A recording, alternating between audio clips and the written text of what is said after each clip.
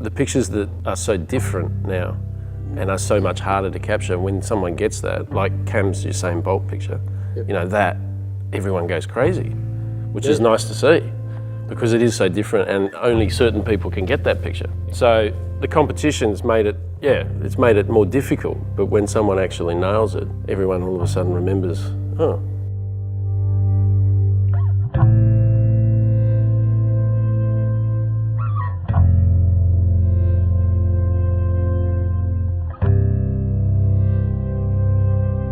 The amount of imagery in everyday life today, social media everywhere, it's just, it makes that one picture stand out even more. There's never been a greater interest in photography, ever. Never. Everyone's a photographer. Yeah. You need to be sort of semi-fortune tellers. Yeah, that's what you need to do. Well, Cam's shot of Bolt again, you know, he envisaged what he wanted to get, and it came off. But you had to think about it, you know, and you'd practiced. How many times have you done pans? And it paid off. And failed a lot, yeah.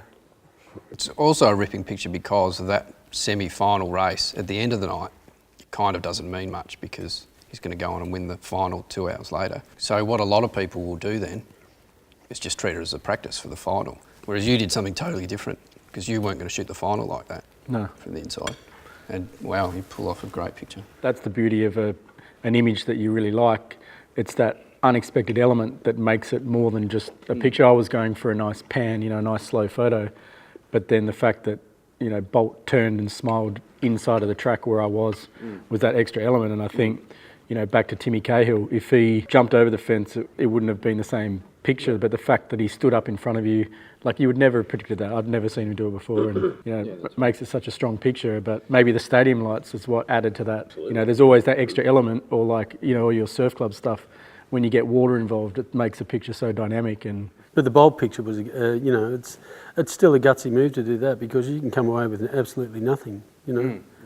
But you didn't. You come away with an absolute builder. For the rest of the meet, when he was running the 200s days later, he kept turning his head and looking this way, and we all got thinking he was looking for you. Where's Cam? Where's Cam? I saw a lot of people try and reproduce that in the days following. There were tons of people, must have inspired a lot of people to try and go out and get the same picture, but I think they all failed. And I guess you've shot.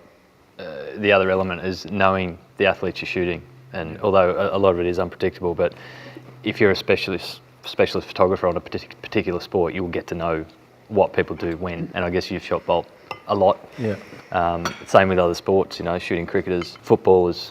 There come a time where you know where they're going to run to celebrate, or you know which side of the pitch is best, which way they're going to run. Everything. You store everything back there, and you draw on experiences. And the first, you know, big games that I'd cover and stuff, you're cold. You don't really know what you're doing, but the older you get, you just keep storing things and you draw on your experience to, you know, it certainly helps you get better pictures as you go on, I think.